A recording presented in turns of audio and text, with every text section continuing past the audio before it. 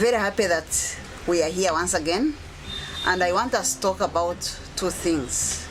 One, to talk about what makes us who we are or who we become, and two, how to live with one another, because we are in this world not as one person, not alone, but we are in this world so that we enjoy the company of others, make friendships, and enjoy life generally.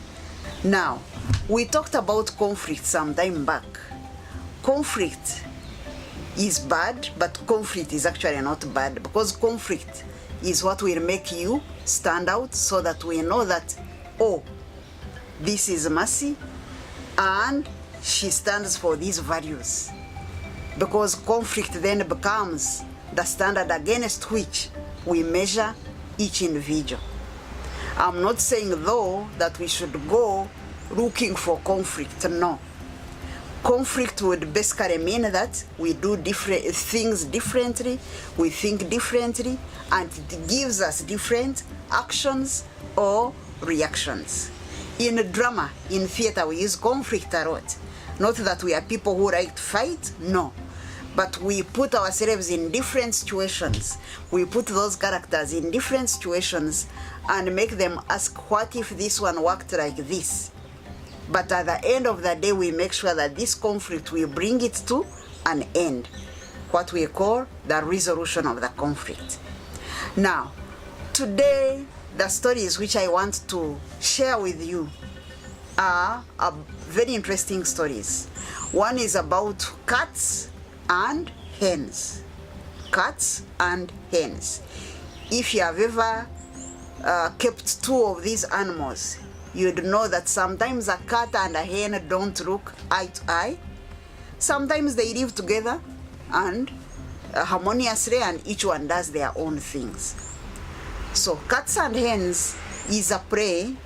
Actually, it is a prey whose story is based on a tale from Sweden.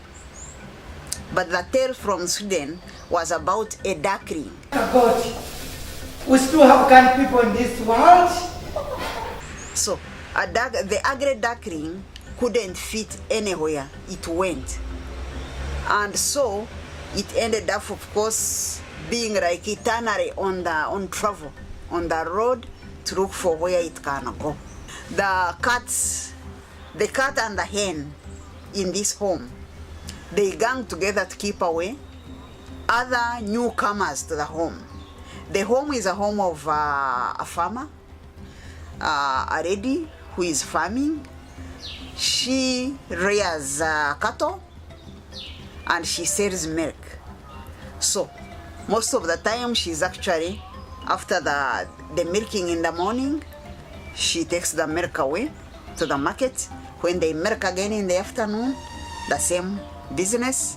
In the night, we are not told what happens to the milk at the night, which she collects in the evening. But the story is actually centering on these two animals.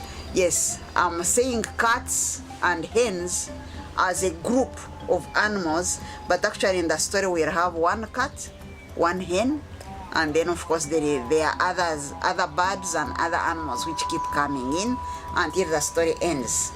Now, at first, the first animal which comes in, I kept the story from Sweden, is of a duckling, a young duck, which has been swept to this house by the rain. There has been a very heavy storm, and so it finds that it loses its way and finds itself on this farmhouse. Now, of course, naturally, the hen, which is kept for its eggs, and the cat, which is kept because it can do many games and it is talented to do circus. So they keep this duckling away because they look at him as a stranger. And of course, because they see this weakness in him of self-pity, of saying, for me, I'm not good at anything, I'm not good at this, I can't do this, people hate me, and so on. So they also decide actually to torture the bird, the duckling. And before it knows it, they have managed to send it away from the home. Next, the lady of the house comes back from the market with a parrot. Now, I like this speech actually, which they normally do, which the interchange. When the lady brings the parrot home, of course a parrot can be domesticated, can be taught actually words which it can say, even songs it can sing.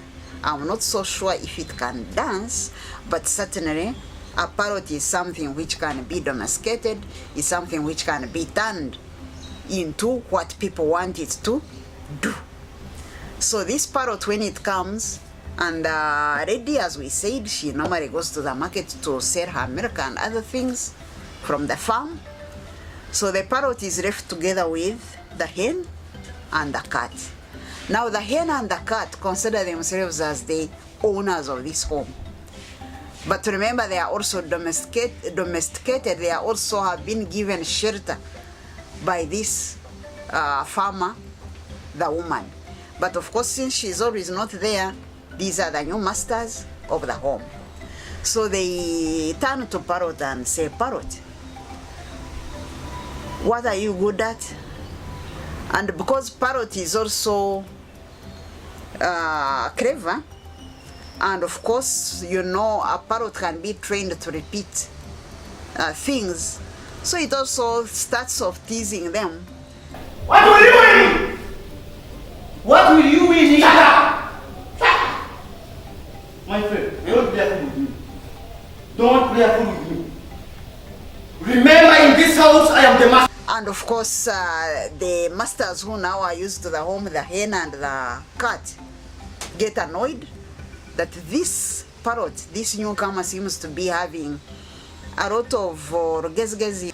So of course, very soon we'll find that the parrot has also gone out, have been sent out of the home.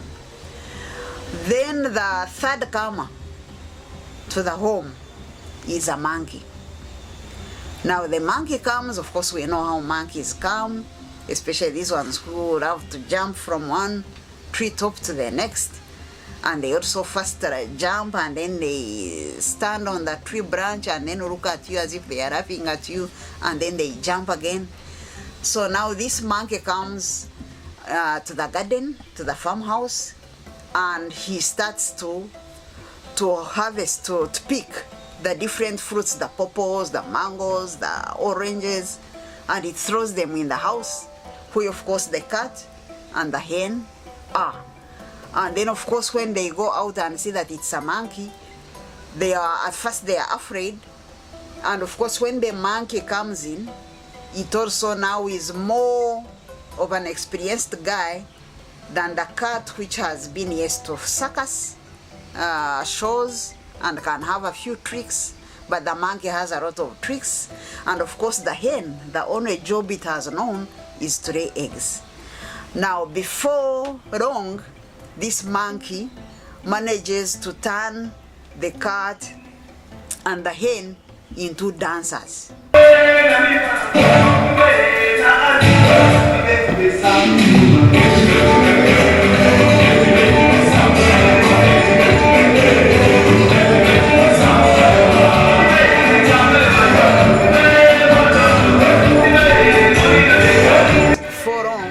It touches a spring that brings down this farmhouse where they are, and of course for it escapes and goes, and the chicken of course cannot escape, but the cat also escapes. Now this again is a story which can tell us something about we as human beings. Remember, there are these two animals, but most especially it is the hen which doesn't move out. But because the hen has refused to open up its mind, it only knows one thing: to lay eggs.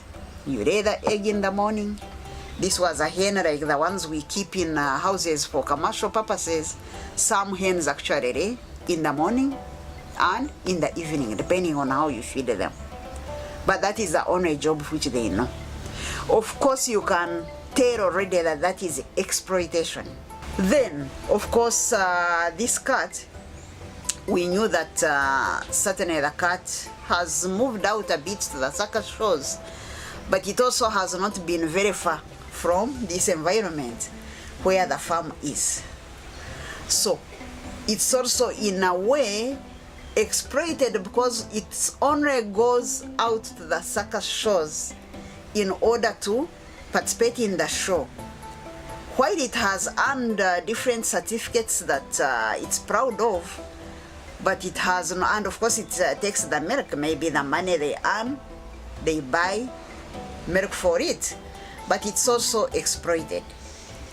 The only freedom to this house comes from the monkey who lives out in the wilderness, but certainly now is able to jump into this house and is able to jump out of the house again. Now I thought about this story looking at especially the artists in the theater. The artists in the theater are the most dedicated people to their job. Well, of course, I know many other people are dedicated to their jobs, but I'm talking about what I know best, that is the theater. You'll call the actor to come in the morning, the actor will come in the morning, spend there the whole day doing that role which you told the actor to do, which you told him or her to do, and will not get tired until you say stop. But even when you say stop, the actor will continue practicing and rehearsing to make that role perfect.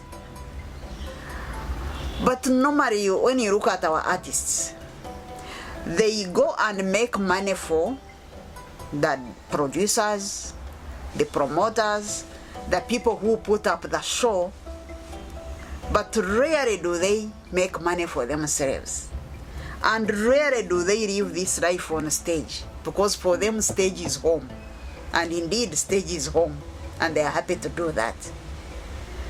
Until maybe other forces come from outside to cause action on the stage, to come for the conflict so that the house explodes, I think the actor will remain there and keep, sometimes, I'm not saying always being exploited, but many times, the hours, the amount of work which they put in is not what they get out. But also, like I have said, this is a story which I read in Sweden, and then it interested me. Why? Because of the relationships between these animals. Why would we say this is not your right for you to be here? These are interpersonal relationships where everybody, because whether we are differently talented, but we are all here because God allowed us to be here on earth. So we also must learn to live and work with one another. That's when life will be beautiful, and that's when work will move forward. So that you find people who are working on the road, those that is their expertise, they work on the road. If I'm working in the kitchen, love me and respect me for working in the kitchen. If I'm in the classroom teaching, love me for that and respect me for that. And so on and so forth. There are so many jobs, so many professions. We all need them. Let's learn to work and live with one another. Thank you.